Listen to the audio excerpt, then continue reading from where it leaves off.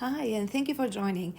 Now, in this lesson, we will explore how to determine whether an object is moving away or towards the initial point. So remember that the initial point or the point of reference is the point where the position equals 0 and time equals 0. That's what we usually use when we describe the position of a moving object by a graph. So what I did in here was create two sets of graphs. In the first set of graphs, the object is moving away from the initial point. The second set, the object is moving toward the initial point. Now, the point of reference or the initial point is always located right here at the origin, 0, 0. So I'm going to mark them so they're visible. Okay, so we'll start by analyzing the motion of an object that is moving away from the point of reference, from the initial point. It is described by this green graph in here, right? And as you can see, this object, as time passes, again, read left to right, is increasing the distance from the initial point. So that means that the object is moving away. In the second graph, as you can see here, again, as time passes, the object is moving away from the initial point because we see that the distance from the initial point is increasing, the distance, not just the position. Now remember, distance is just a number, is always measured by positive numbers, but position can be measured by both positive and negative. As you can see here, the position will be 5 in here and position will be negative 5 in here. So in order to best understand how the position and the direction of the motion is telling us whether the object is moving away or towards the initial point, what we're going to do is study the sign of the position first. So as you can see, position here is positive, whereas in here is negative. The way I know it is because the graph of the position function is above the x-axis, so positive, and here the graph of the position function is below the x-axis, so that's negative. See, negative 5 right here. So we're going to say that position is positive here. Oh, that's a crazy thick line, okay, here. And here position is negative. Now let's talk a rate of change of position, or in other words, velocity. So velocity is how fast position is changing, and in other words, we say is the slope of the tangent. And with this line being very straight line, right? The slope of the tangent is constant everywhere, and the slope of this line is equal to a positive number. So we're going to say that in this case, the sign of velocity, which is basically the derivative of position, is positive. Now, when we look at the second graph, still the object moving away, if you want to measure the rate of change of position, position is becoming more and more negative. And the slope of this line, straight line, is negative at any point. So therefore, we're going to say that velocity is negative. If you multiplied velocity with position in the first motion, it means that you're multiplying a positive number by another positive number. So what that means is that the product velocity position will be positive. So if you look at the product velocity position in the second graph, you see they're both negative, which means that we're multiplying two negatives together. So two negatives multiplied will give a positive. So we are going to say that when an object is moving away from initial or starting point, it means that the product position velocity is positive. So they can be both positive, both position and velocity positive, or both negative, to indicate that the object is moving away. Now, what happens when an object is moving towards the initial point? So here is the initial or the point of reference. So at time equals 0, this is time, right? So at time equals 0, the object is at a certain distance from the initial point. But as you can see, the position is getting smaller in value, which means that the object is going closer to the point of reference. And right here at this very point, at 3 seconds, then the position will be 0, which means that the object will be back at the point of reference or the starting point. Similarly here, at time equals 0, position is -6 units far from the initial point. As time passes, so left to right always, you see position or the distance from initial point will get bigger in such a way that the object will get closer, and at 3 seconds it will be right at the initial position, which means that the object is moving towards the initial point. Now let's discuss the signs of position and velocity.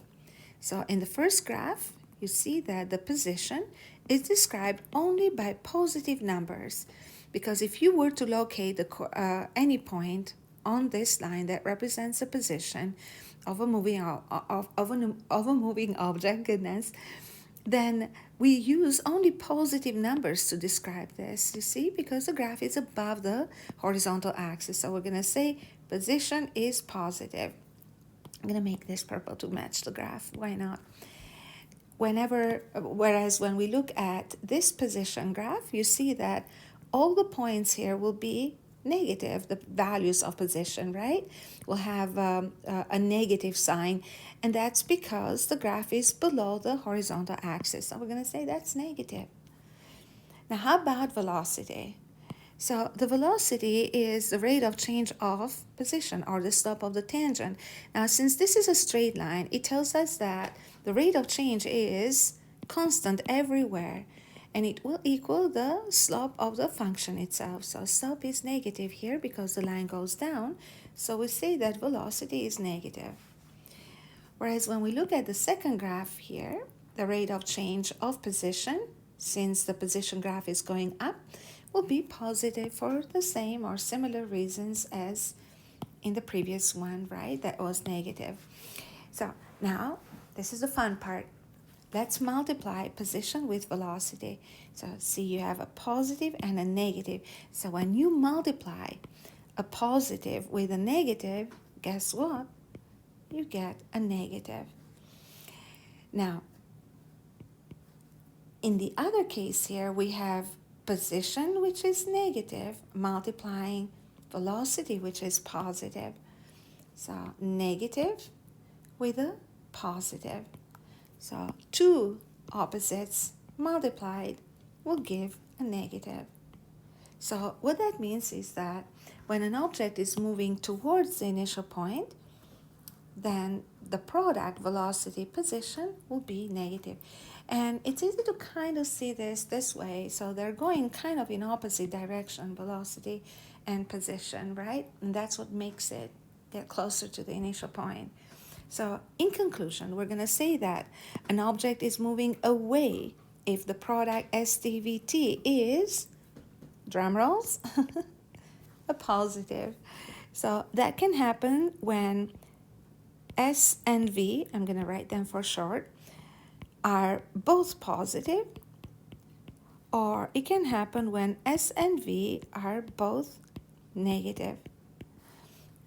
An object is moving towards the initial point when the product is negative, which means that S and V will be the product of a positive with a negative, or S and V would be the product of a negative with a positive. Now, remember, this is the most important part of the lesson. Whenever you're asked in a problem, find the intervals, the time intervals when the object is moving away or towards. What you need to do is study the sign of the position, study the sign of velocity, and then check and see when they're combined. What sign would they give, a positive or a negative, and make the decision there. So why not apply this in our next problem? Example number 3 of this lesson states that we have the position function of a cheetah, which is moving on level ground in a straight line, chasing after prey, and is given by the equation, that's a polynomial function, time is measured in seconds, and s is measured in meters. We have to find the times when the distance from initial position is 0. So in other words, they're kind of indirectly asking us to find the zeros of the position function. And guess why they do that? Because they want us to know, or they're leading us to finding this or determining the sign of position, because you need to know the sign of the position in order to understand or to determine the type of motion, moving away or towards, right? So if we want to find when the distance is 0, then all we have to do is take t3 minus 15t squared plus 63t, which is the position function, and set it equal to 0. We'll factor t, and then we have t squared minus 15t plus 63 equals nothing. So let's check and see if we can find the zeros for each factor. So since this is a quadratic, I'm going to go for the quadratic formula. It's faster, it's secure, it's safe. So we're going to say that t equals negative b, so 15 plus minus square root of 15 squared minus 4 times 1 times 63 over 2 times 1. Let's see what we get for t. So it seems that we ended up with a negative inside the square root. You see now why I took the quadratic formula right here? Because it's not factorable, obviously, and I doubted that I would be able to get a nice number. So the thing is that we're not finding any zeros from this quadratic. So I want you to think, when is it that we can't find the zeros of a quadratic? So a quadratic is like a parabola, right? Zeros means that it's intersecting the x-axis. So a function that is opening up and above the x-axis won't touch the x-axis, or opening down and below the x-axis and not touch the x-axis. So a parabola would open up if the leading coefficient is positive, and it will open down if the leading coefficient is negative. In our case, we know the leading coefficient is 1, so that's positive. So in our case, what we have in here is a positive factor. So this will be positive for any value of t. Obviously, we only have to discuss the values of t that are positive, but in general, this will always be positive. So since the time equals 0 is the only 0 in here, and for the rest of the time, this would be positive, then we're going to say that for any real value of t bigger than 0, st will be positive, because t has to be bigger than 0 will make this factor always positive. We know this is always going to be positive. It didn't produce intercepts, right? And it had a leading coefficient of positive sign, so st will be positive at any time. So now we have to find the times when st is positive, when st is negative. I will formally put this on a table, but obviously we kind of just discussed the exact same thing. And the way we find the intervals when position is positive or negative is by discussing its factors. And as you see here, we're starting with time equals 0. As you see here, for the t values will be always positive for bigger than 0, for this was positive, which tells us that st, which is a product of a positive with another positive, 15t plus 63, will always be positive. So we're going to say, we know that st will be positive for any t equal bigger than 0, and st will be negative like never, like really never, never, never, never, never, never. Okay, so next we have to find the velocity. So the velocity of theta is measured as the derivative of position. Let's see if we get something interesting here. Who knows? So here is the position. Differentiate this. 3t squared. And then minus 15t squared plus 63t. Every time I say the word differentiate this, I don't know, for some reason it reminds me of the movie Analyze This. I don't know if this was, yeah. Anyways, with Robert De Niro. I don't know if you remember or if you watched it, but here I am. We're gonna get here the velocity of the function 3t, kind of lost it here. This is what happens when we get distracted, right? So I'm gonna write the equation of position first, because it's a little bit high and I want to zoom in. So t cubed minus 15t squared plus 63t. And let's find the velocity, which is the derivative of it. So then we have 3t squared minus 30t plus 63. That's the derivative. Now I remember. I'm just kidding. Here we go. We're going to make this equal to 0 in the next question. I've broken this down nicely. So this would be the velocity equation. And if we want to know when the cheetah is momentarily stopped, that means that the position hasn't changed. So that means the rate of change of position was 0, or velocity is 0. So we're going to make 3t squared minus 30t plus 63 equal to 0. I see a lot of 3's in here, so I will reduce them. Maybe I'll be able to solve by factoring. Who knows? Maybe we're lucky this time. So 3 goes into 6 two times, and into 3 one time. Oh, it is factorable. So t minus 3, t minus 7 equals 0. So 3 and 7 are the zeros. So now that we found the zeros of the velocity, then we're going to say that a time equals 3 seconds and a time equals 7 seconds. Who said 3? All right. The cheetah has momentarily stopped.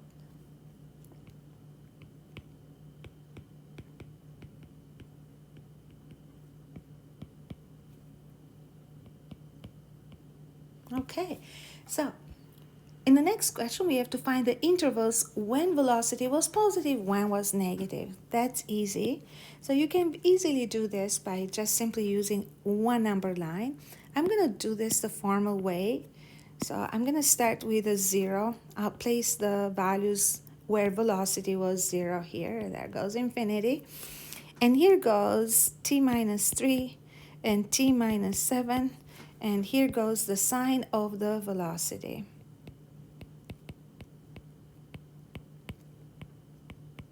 Which is basically t minus 3, t minus 7. I'll show you a shortcut as well. So here would be the value of velocity, 3. At 3, 0, and here at 7, 0. So since both are positive lines, lines with positive slopes, it means that they start negative and then they go positive after they hit 0. So the product here is positive, negative, and then positive. Now you can very easily envision this by simply looking at the graph of the velocity function.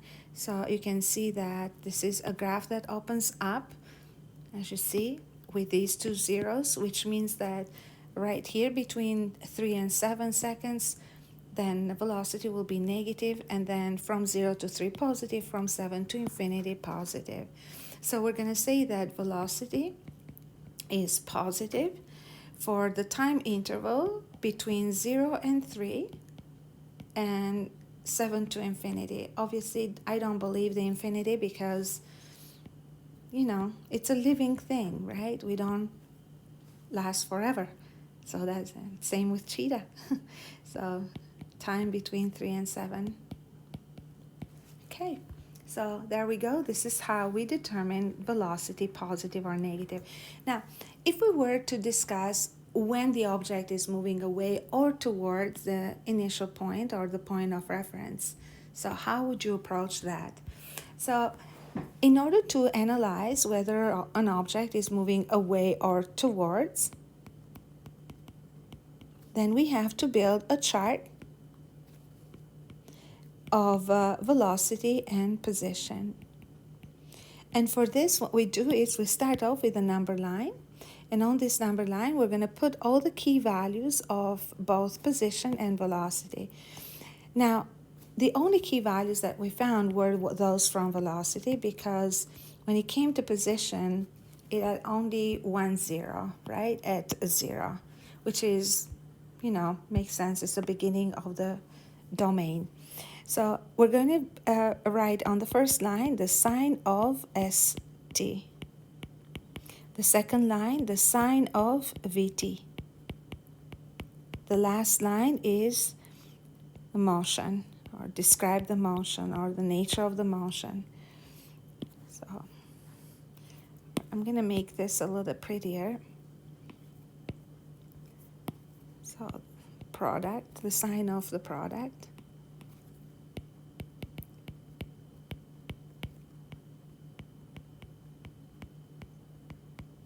And then we can describe the motion at the very end. So we're going to say that 3 and 7 are critical points, right? And this is where velocity became 0. It was negative in between, positive on the sides. Position was always positive, never gave us trouble. And the product of them would be plus, minus, plus, because that's what they multiply into, these two together, and these two together. So what that means is that the object, or cheetah, is moving away from the initial point here, towards the initial point, or towards the prey, and then away again. Okay, and this is a story about an object that is moving away or towards the point of reference, and the derivatives of position and velocity. Well, thank you for learning with me, and bye for now.